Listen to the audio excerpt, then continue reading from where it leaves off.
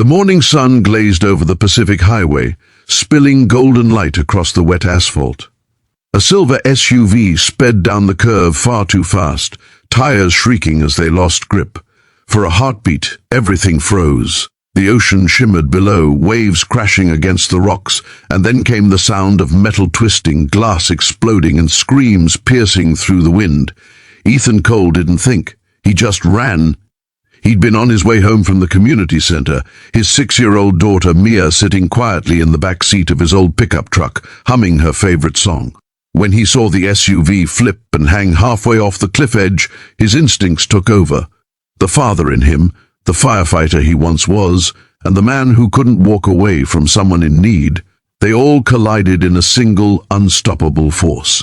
If you believe kindness and second chances can still change lives, take a moment right now to like, comment, share, and subscribe to Kindness Journal. These stories remind us how one act of courage can rewrite someone's destiny. Ethan pulled up hard, throwing his door open, yelling for Mia to stay inside. "Daddy'll be right back!" he shouted, sprinting toward the wreck. The SUV teetered, its front tires suspended in midair, the engine still roaring like a wounded animal. Inside, a woman clung to the steering wheel, her knuckles white, hair wild around her face. Her terrified eyes locked with his as she screamed, "Help me!" Ethan reached the driver's door, his boots slipping against the gravel.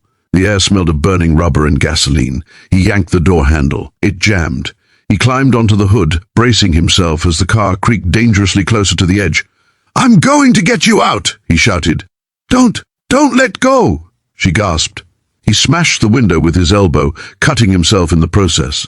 Blood streamed down his arm, but he ignored it. He reached inside, unbuckled her seatbelt, and pulled her toward him. The moment he did, the SUV groaned, tipping further forward. The woman panicked and grabbed onto the steering wheel again. "Hold on to me, not the car!" Ethan roared. "Trust me!" Her eyes widened at the authority in his voice, and something in her broke free.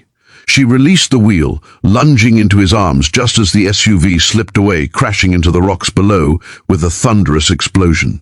Ethan rolled them both to safety, his chest heaving, her body trembling against him. For a moment, they just lay there, the sound of the ocean swallowing the chaos around them. Then she whispered, voice cracking, "You saved my life." Her name was Alyssa Grant, a name Ethan didn't recognize then. But in the world beyond this coastal road, Alyssa was known as the youngest CEO in California's tech industry, a powerhouse who built her empire after losing almost everything. And now, lying on the gravel, covered in dust and blood, she was just a woman shaking in disbelief, staring at the man who had risked his life for hers. Ethan drove her to the nearest hospital. He didn't wait for thanks. He told the nurses what happened, then turned to leave. But Alyssa caught his hand. "Please, stay." He smiled softly, shaking his head. "You're safe now. That's what matters." And then he left, unaware that she would spend the next 8 years searching for him. Ethan's life had been anything but easy. After losing his wife, Claire, in a house fire he couldn't save her from, he'd left his firefighting career, haunted by guilt. He moved with little Mia to a small coastal town called Blue Haven, where he worked as a mechanic and volunteered at a youth shelter. Every day was simple, quiet, and wrapped in the bittersweet ache of memory. But 8 years later, fate found its way back. It began like any other morning. Ethan was fixing a broken transmission when a black limousine pulled up outside his shop. A woman stepped out, elegant in a cream suit, her heels clicking against the concrete. She looked around, shielding her eyes from the sun. And when her gaze found him, her breath hitched. It was Alyssa. Her hair was shorter now, her posture more poised, but her eyes, those same ocean-gray eyes, still carried that mixture of strength and sorrow. "Ethan Cole?" she asked, voice trembling slightly. He wiped his hands with a rag, confused. "Yeah. Have we met?" She smiled faintly. 8 years ago, Pacific Highway. You told me to hold on to you, not the car." The rag slipped from his hand. "That was you? I've been looking for you ever since," she said quietly. "Every year I'd drive that road on the anniversary. I didn't even know your name until I saw a photo in the local paper last month. Your daughter's school fundraiser. You fixed their buses for free." Ethan stood there speechless. "Why would someone like you come looking for me? Because you didn't just save my life," Alyssa said softly. "You changed it." That day made me realize how fragile everything was, how success, fame, and money meant nothing without gratitude. I rebuilt my company differently because of that moment. I made it about people, and I promised myself if I ever found you, I'd thank you properly. He didn't know what to say. She wasn't there to romanticize the past. She was sincere, and there was something deeply human in her eyes that broke through his guarded heart. Over the next few weeks, Alyssa returned often. Sometimes to the garage with coffee for him, sometimes just to talk while Mia played nearby. She listened to Ethan's stories about Claire, about the fire, about how guilt had shadowed his days, and slowly she began to share her own scars. The loneliness of success, the betrayal of people she trusted, the emptiness that came with winning every battle except the one for peace. One afternoon, after helping Mia build a model airplane, Alyssa looked at Ethan and said, "You spent so long saving others. When was the last time someone saved you?" He looked away. "Maybe never." "Well," she said with a small smile, "then it's my turn." As months passed, Alyssa's visits became a part of their lives. She'd join them for picnics by the sea, help Mia with her homework, and sometimes, after Mia fell asleep, she and Ethan would sit outside beneath the porch light, listening to the waves. She wasn't just a CEO anymore. She was someone who understood pain and redemption, someone who didn't look at Ethan as a broken man, but as someone brave enough to still be kind.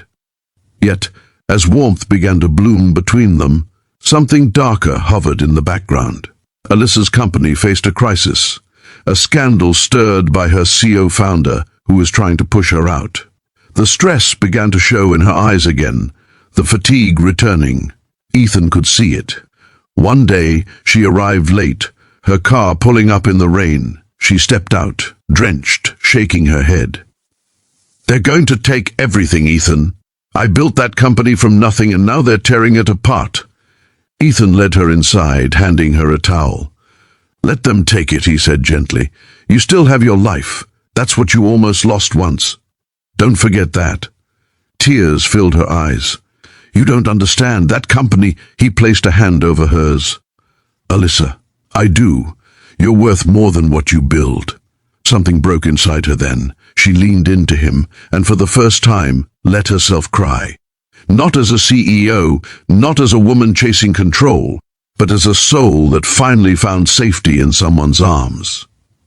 The next morning she left early, leaving a note on the table that said only, "You reminded me who I wanted to be."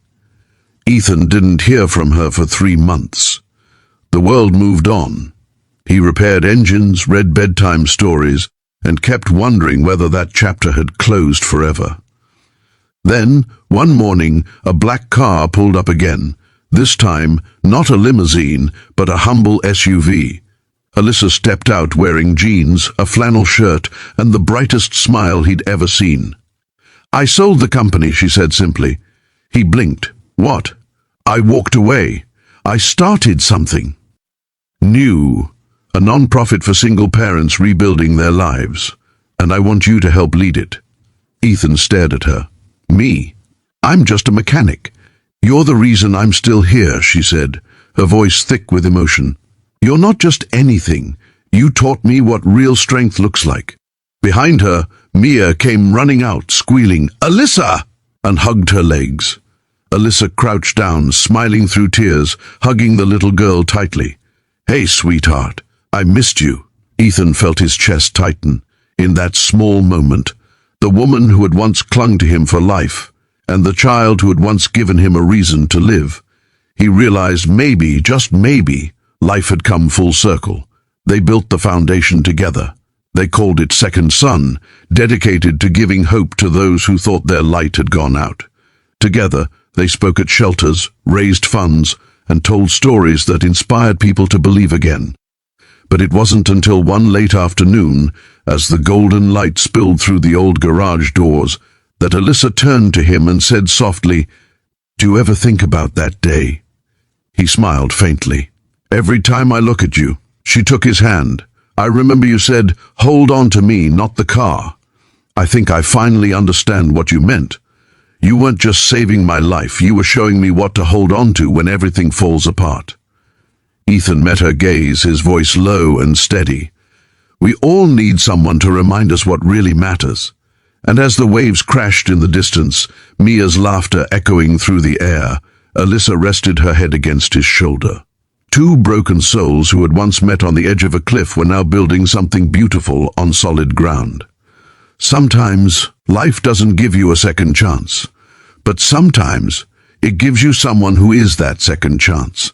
If this story touched your heart, please like, comment, share, and subscribe to Kindness Journal.